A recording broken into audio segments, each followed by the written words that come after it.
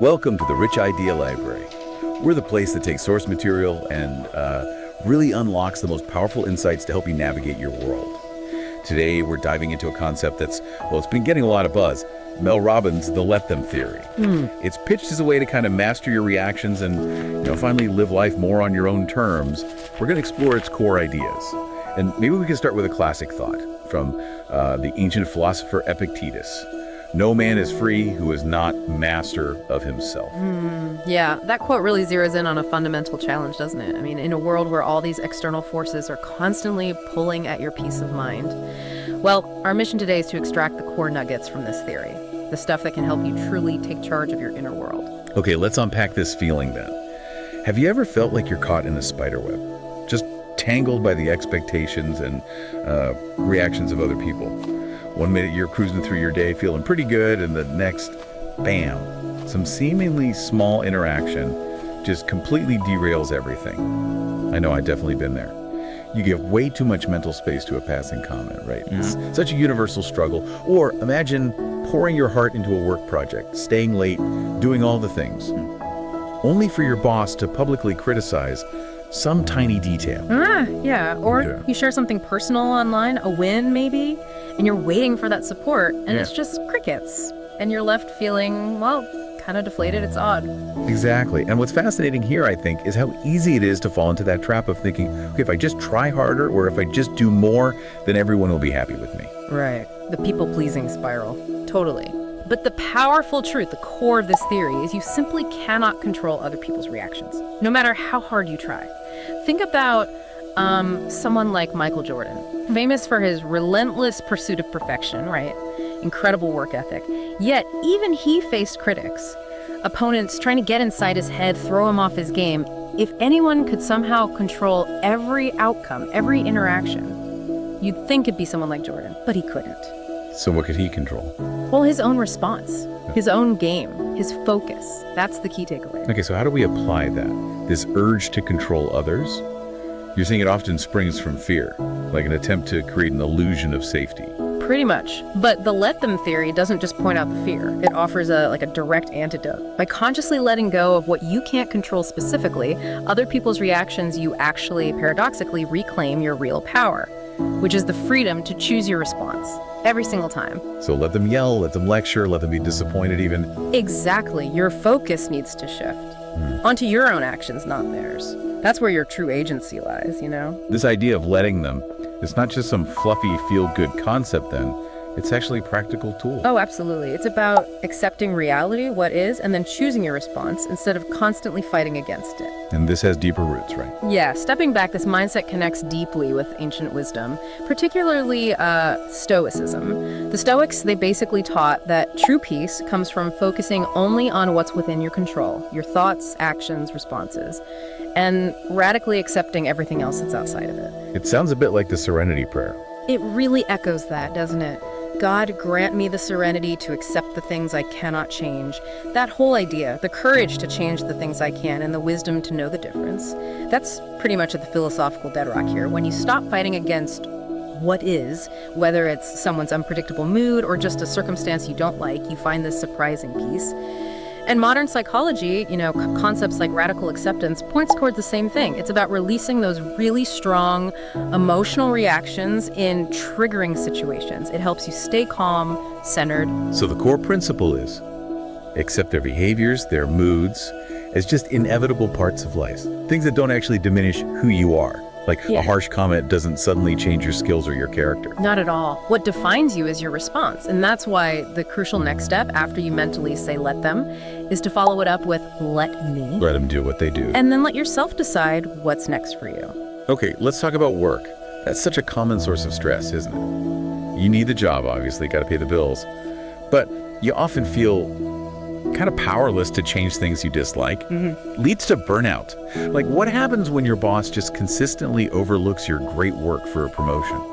Yeah, or maybe a colleague's passive-aggressive remarks are just chipping away at your confidence day after day. It can feel really stuck, like a fly in honey, sort of. Yeah, exactly. But this raises a really important question. Are you truly stuck? The source material really emphasizes this. You're not trapped. You just need to remember how to push forward. Think about the story of Sarah Blakely, the founder of Spanx. Before she hit it big, she faced countless rejections. Manufacturer after manufacturer said no. Wow, countless. Yeah, she could have felt completely stuck, right? Given up. Let those rejections define her path, but instead she kind of mentally let them reject her, and then she let herself find another way and ended up revolutionizing the whole hosiery industry. That's amazing. And that same principle applies to you listening right now.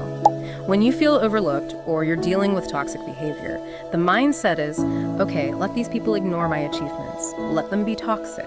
Then let myself decide what's next. Maybe that's looking for a new job. Maybe it's learning new skills. Maybe even a side hustle. And sometimes when you feel really powerless, that simple trick counting down from 5 to 1 can be the mental push you need to just act. That's a really powerful shift. But okay, what if letting go feels like you're just giving up? Or maybe even enabling bad behavior? I mean, the idea of just letting someone be toxic, it might feel like you're just accepting it, not finding a real solution. How do we draw the line between genuine letting go and just being passive? Or letting ourselves get walked over? That's a really crucial distinction. And it gets right to the heart of this. Let them isn't about resignation. It's not condoning bad behavior. It's about accepting the reality that you cannot force someone else to be different or react differently. You just can't. The let me part, that's where your power, your agency kicks in. So if someone's behavior is toxic or it's directly harming your well-being, let them behave that way. It doesn't mean you just sit there and take it. Right. It means you accept their behavior as their choice, and then you let yourself choose your response. And that response might absolutely be setting a firm boundary, or removing yourself from the situation entirely, or seeking support. Power isn't in trying to change them, it's in consciously choosing your next action. That's very different from passive acceptance. Okay, that clarifies it perfectly, thanks. Now, what about approval? We all care what others think. Right. Even if we pretend we don't. Oh, absolutely, it's natural. But it often leads to this kind of self-rejection, where you obsess over every little idea, weigh every word. You censor your own dreams before they even get started. And this overthinking can become a massive roadblock. Stops you going for that career or even building real relationships. I mean, if you don't put your thoughts out there, how can anyone really know you? Exactly. Think about a new artist, maybe just starting to share their work online. They might spend hours agonizing over every brushstroke, every lyric, terrified of negative comments, or maybe even just silence, lack of engagement. They might even decide, nope, not sharing it, just because they fear criticism. Yeah, the fear paralyzes them. But what if they adopted the mindset, let them have their bad opinions of me? It's incredibly liberating when you really internalize that. You shift from chasing external validation to focusing on your own internal integrity. It's not just about ignoring criticism, it's realizing that their thought is just their thought. It fundamentally has no bearing on your inherent worth. That's a big leap for some people, though. It is, but think about it this way. You probably have critical thoughts about people you genuinely love, right? Like, you might adore your mom, but find her constant cleaning kind of irritating. Or love your partner, but wish they wouldn't leave socks everywhere. Guilty as charged on the sock front. Right. But having those thoughts doesn't change your overall warm feelings for them. And it certainly doesn't alter who they are as people. The same applies to you. A negative thought someone else has about you doesn't define your worth, your skills, or your character. It's just a thought. And realizing that is precisely what allows you to start making decisions that make you proud, regardless of the commentary. And this links into comparison too, doesn't it? That constant urge to measure ourselves against others. It can feel so unfair sometimes. You're working incredibly hard for something, and maybe your colleague, your sibling seems to achieve it with, no effort. Oh yeah, the comparison trap. It's so easy to fall into doubt and procrastination then. But instead of going down that path, try this approach. Okay, let them be successful. Truly wish them well. And then immediately follow with, and let me focus on pursuing my own dreams. As Mel Robbins says, the more you let people be who they are, the better your relationships will be. And this applies profoundly within families too. How so? Well, looking at the bigger picture here, understanding someone's frame of reference, their unique perspective shaped by their history, beliefs, experiences, that can be a really powerful tool. So for example, maybe a father struggles to express emotions. It might be because of his own upbringing, his past experiences, but he might genuinely care about your future. If you understand that his behavior stems from his internal world, his frame of reference, you can respond with more wisdom and compassion. Instead of taking that emotional distance personally, you're letting go of what you can't control about him and focusing on your compassionate response. That makes sense. Shifting gears a bit, Have you ever encountered an adult whose reactions just seem, well, kind of childlike, emotionally underdeveloped? Oh, definitely.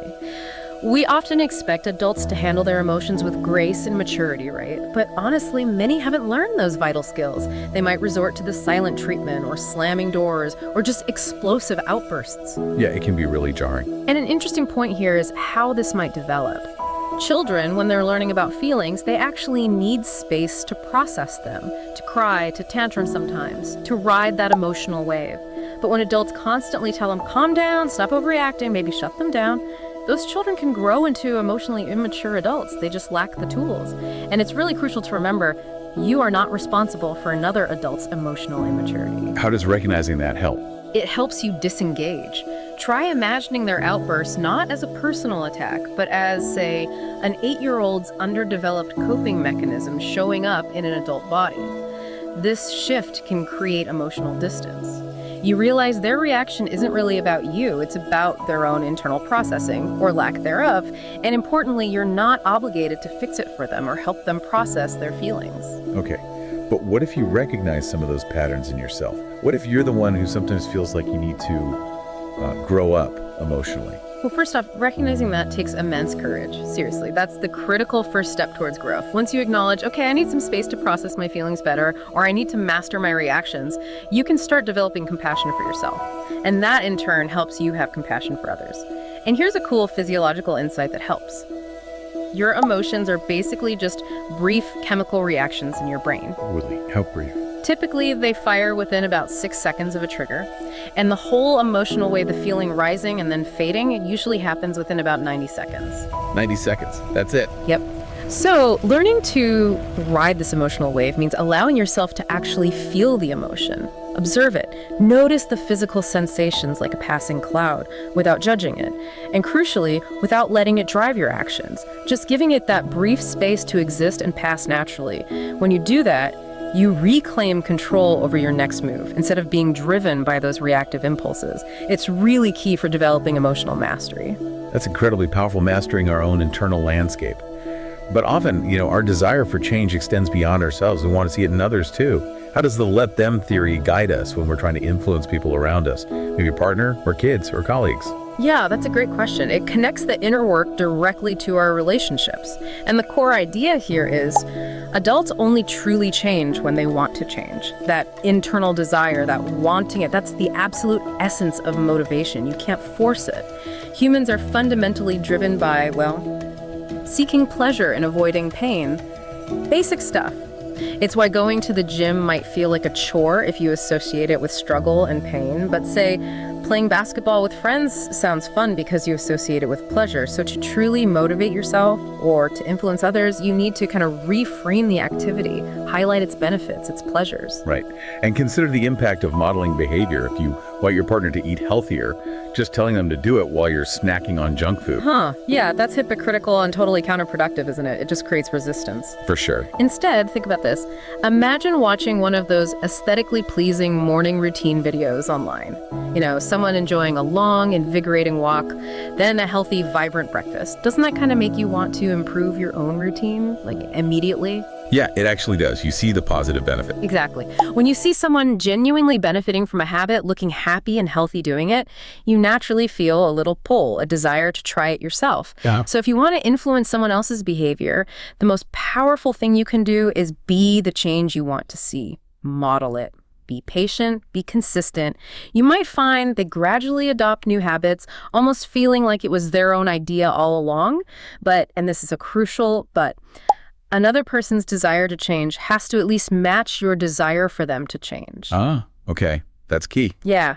Sometimes people are just genuinely content with things as they are. And in those situations, the most empowering thing you can do is let them be.